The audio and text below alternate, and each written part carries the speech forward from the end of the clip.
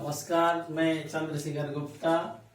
SMDT online classes Tyagi परिवार कक्षा 11 समुच्च। इसमें जो है पहला अध्याय है हमारा समुच्च।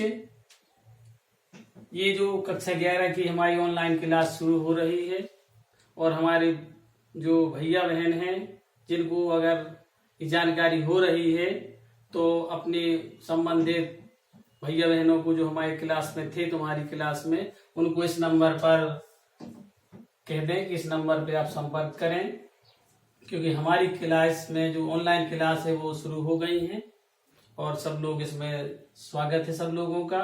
और हम अब पढ़ा रहे हैं समुच्च। समुच्च जो है इसके बारे में हम जो बता रहे हैं, सबसे पहले तो ये है कि समुच्च हमारे जो गणित में संपूर्ण गणित विशेष तौर से जो आधुनिक गणित है इसमें इसके विकास के लिए इसका अभूतपूर्व योगदान है। और इसका जो सूत्रपात किया गया है वो 19वीं सदी के अंत में जर्मन गणितज्ञ जॉर्ज केंडर ने किया था। इसके बाद अब बात आती है समुच्च की। समुच्च हम जब इसके बारे में मालूम भी नहीं था फिर भी हम इसका प्रयोग करते रहे। जैसे ताश की गड्डी है,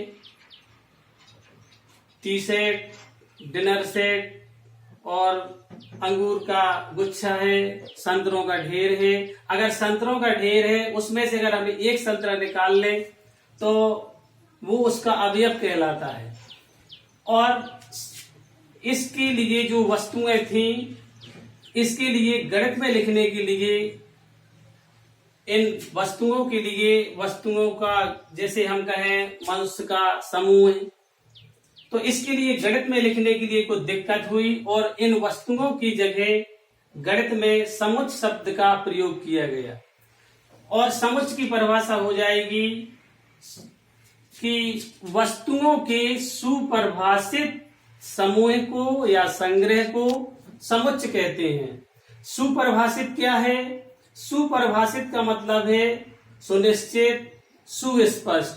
और सुपरिभाषित का मतलब और समझ ले अच्छी तरह से,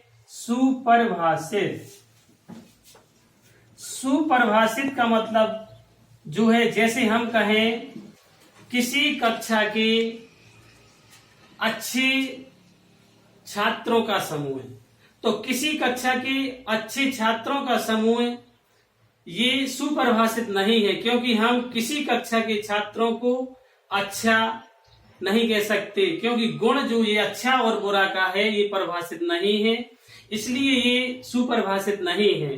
सुपरिभाषित हम कह सकते हैं कोई प्रथम धन 5 संख्याएं अगर हम लें, 5 धन संख्याएं 1, 2, 3, 4, 5, इस तरह से अगर हम 5 संख्याएं ले लें, 5 संख्याओं का जो ये समूह है ये सुपरिभाषित है, ये संख्या निश्चित है।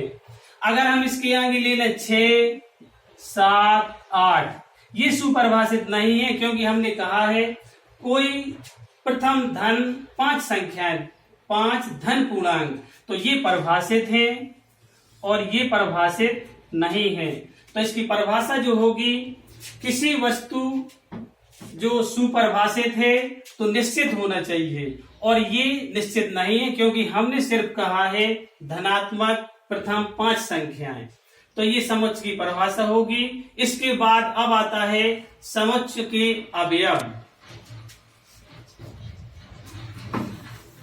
समुच्च के अवयव की परिभाषा है कि किसी पद या वस्तुओं से जो मिलकर समुच्च बनता है उसको हम समुच्च के अवयव कहते हैं। जैसे हम कहें 1, 2, 3, 4, 5, ये हमारा एक अवयव दिए गए हैं। इसको अगर हम समुच्च के रूप में लिखें तो लिख सकते हैं 1, 2, 3, 4, 5, इस रूप में लिख सकते हैं। ये जो 1, 2, 3, 4, 5 दिए हैं ये कहलाते हैं समुच्च के अवयव।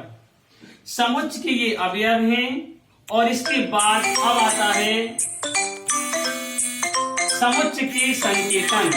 समुच्चयी संकेतन के लिए हम समुच्चय को अंग्रेजी वर्णमाला के कैपिटल अक्षरों से प्रदर्शित करते हैं। कैपिटल अक्षर हमारे जैसे A, B, C, D dot dot dot, हम Z तक कोई भी अक्षर ले सकते हैं। इसको हम समुच्चय के रूप में प्रदर्शित करते हैं। और जो समुच्चय के अवयव होते हैं उनको अंग्रेजी वर्णमाला के छोटे अक्षरों में प्रदर्शित करते हैं। ये अवयव के रूप में है A, B, C, D। ये समुच्चय के अवयवों को प्रदर्शित करते हैं। ये है समुच्चय संकेतन। एक बात और ध्यान रखना है हमें, जब हम समुच्चय लिखते हैं तो कैपिटल में और अवयव लिखेंगे तो स्मॉल अक्षर में प्रयोग करते हैं। इसके बाद अब बात आती है समुच्चय और उसका निरूपण।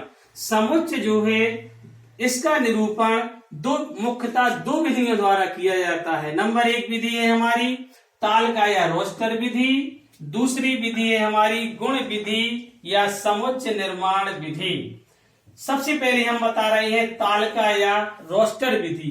तालिका विधि जो है, इस विधि में हम समुच्चय के अवयवों को मंझले कोष्ठक के अंदर लिखते हैं और अवयवों को जब लिखते हैं तो उसके मध्य में अर्धविराम चिन्ह लगा देते हैं। जैसे हम तालिका विधि को अगर लिखेंगे तो A बराबर हम कोई भी लिख दें, जैसे हम लिख दें सोमवार, मंगलवार, तो हम ये कोमा लगाते जाएंगे। बुधवार, ये अर्धविराम का चिन्ह लगा देंगे और इसको मंझले कोष्ठक में बंद कर देंगे। ये कहलाती है हमारी तालिका या रोस्टर विधि। इसके बाद अब आता है गुण विधि या समुच्चय निर्माण विधि। समुच्चय निर्माण विधि वो विधि है कि समुच्चय के जो अवयव होते हैं उसमें विशेष एक गुणधर्म होता है और उस गुणधर्म को लिखने के लिए मंझले कोष्ठक में उस गुणधर्म का प्रयोग करते हैं और उसको हम जैसे लिखें 2, 4, 6, 8। इसको अगर हमें समुच्चय निर्माण विधि में लिखना है तो इसको हम इसका गुणधर्म लिख देते हैं, गुणधर्म का प्रयोग करते हैं। जैसे लिख देंगे A बराबर लिखेंगे मंझले कोष्ठक में x सचदेव x, ये विशेषता लिख देंगे। इसमें कौन सा गुण है? x का मतलब पहली संख्या, दूसरी, तीसरी, चौथी में एक सम संख्या का गुण है, तो लिख देंगे x एक सम संख्या है, ये गुण है इसका, सम संख्या है। और मंझले कोष्ठक इस तरह से बंद कर देंगे। तो ये तालिका विधि है, ये समुच्चय निर्माण विधि है। और इसमें एक चीज और ध्यान देना है, अब बात इसकी आती है सुस्पष्ट। सुस्पष्ट की बात, सुस्पष्ट का मतलब सुनिश्चित। हमें ये देखना है कि समुच्चय के जो अवयव होते हैं वो जो है, अगर हम ए कॉमा लगा के बी लिख दें तो इसको हम इस रूप में समुच्चय के रूप में नहीं लिख सकते, क्योंकि समुच्चय जो है अवयवों की पुनरावृत्ति नहीं होती। इसको सिर्फ हम लिख सकते हैं A, B। इसमें ध्यान रखना है अवयवों की पुनरावृत्ति नहीं होती है, तो इन बातों का ध्यान रखना है। इसके बाद एक बात और ध्यान रखना है, अगर हम लिख दें A बराबर, अगर लिख रहे 2, 3, 4, 5, इस तरह से अगर अवयव दिए गए हैं और हम कहें कि 2 इस अब A का समुच्चय, जो समुच्चय A है, ये 2 इसका सदस्य है कि नहीं है, तो इसके लिए हम इस संकेत का प्रयोग करते हैं। 2 बिलोंग्स टू पढ़ते हैं इसको, 2 अवयव A का है, ये इसका मतलब है। इस तरह 3 अवयव A का है, इस तरह 3 को भी लिख सकते हैं, 3 बिलोंग टू A।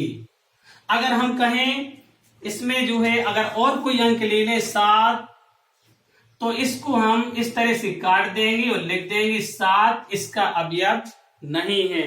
तो इस तरह से अभी हमने समुच्चय के बारे में बताया है। अब